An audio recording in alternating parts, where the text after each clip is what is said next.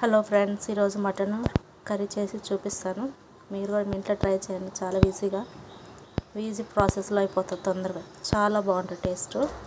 3 onions, 3 టమాటాలు, అల్లం వెల్లుల్లి పేస్ట్, ఒక 10 పచ్చిమిరపకాయలు. కుక్కర్ పెట్టానండి. దాంట్లో ఆయిల్ వేసాను, 4 స్పూన్లు లవంగాలు వేసాను. ఆయిల్ వేడెక్కింది. మంచిగా ఆయిల్లో బిర్యానీ ఆకు, 10 పచ్చిమిరపకాయలు, 3 ఆనియన్స్ మంచిగా ఫ్రై అవ్వాలండి. మటన్ చాలా కొంతమంది వండితే స్మెల్ వస్తుంది. నేను వండితే స్మెల్ రాదండి. మటన్ స్మెల్ బాగుంటుంది, చాలా బాగుంటుంది. మా ఇంట్లో ఇష్టంగా తింటారు. ఎందుకో ఈరోజు తినాలనిపించింది, తెప్పించా మా పిల్లల చేత. ఆనియన్స్ మంచిగా ఫ్రై అవ్వాలి, గోల్డ్ కలర్ వచ్చే వరకు. అల్లం ఉల్లిగడ్డ పేస్ట్ అన్ని ఫ్రెష్గా దంచుకొని వేసుకోవాలి. పచ్చివాసన పోయేంత వరకు వేపుకోవాలి. నాన్ వెజ్లో ఆయిల్ కొంచెం ఎక్కువ పట్టిద్దండి. నాన్ వెజ్లో ఆయిల్ ఎక్కువ పడుతుంది, కారం ఎక్కువ పడుతుంది. మా ఇంట్లో మా పిల్లలు బాగా ఇష్టంగా తింటారు మటన్. ఎవరైనా మా ఇంటికి చుట్టాలు వచ్చినా కానీ మటన్ చాలా బాగా చేస్తారని అంటారండి. నెక్స్ట్ వ్లాగ్లో ఇంకా మంచి మంచి వీడియోస్తో మీ ముందుకు రాబోతున్నానండి. వీడియో లైక్ చేయండి. మంచిగా పచ్చివాసన పోయేదాకా ఫ్రై చేయాలి. అల్లం పేస్ట్. మటన్ ఫ్రై కూడా బాగా చేస్తానండి, అది కూడా నెక్స్ట్ వ్లాగ్లో చూపిస్తాను. కొంచెం హెల్త్ బాగుండట్లేదు, అందుకే వీడియోస్ దూరం అవుతుంది, లాంగ్. మంచిగా కడిగి పెట్టుకున్న మటన్ అండి ఇది. శుభ్రంగా 3 సార్లు కడిగేసాను. వేసేసి మంచిగా కలపాలి. టేస్ట్కి తగ్గ సాల్ట్ మంచిగా కలుపుకోవాలి. వాటర్ అంతా ఇనికిందాక ఫ్రై చేయాలి. అప్పుడు పసుపు వేయాలి. సాల్ట్ వేసాక టమాటాలు వేసానండి. 3 టమాటాలు, 1/2 కిలో మటన్ అండి అది.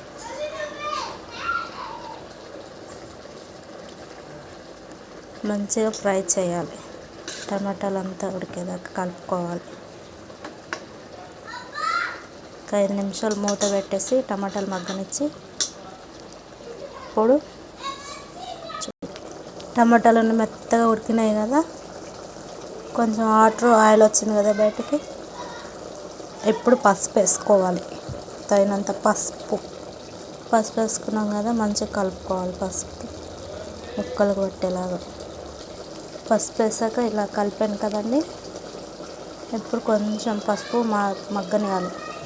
పసుపు కూడా పచ్చి వాసన వస్తుంది కదా, అది పోవాలి. మంచిగా కనిపిస్తుందండి ఆయిల్ ఎలా వస్తుందో.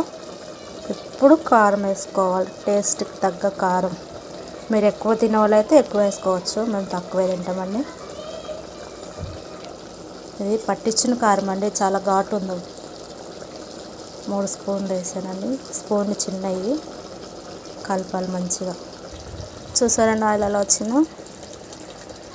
కారం, పసుపు, ఉప్పు వేసాక మంచిగా ఉడకనివ్వాలి, పచ్చివాసన పోయేదాకా. ఇప్పుడు కొంచెం వాటర్ వేసేసి విజిల్ పెట్టాలండి. 5 విజిల్. పీస్ కూడా మెత్తగా అవుతుంది, టేస్ట్ చాలా బాగుంటుంది.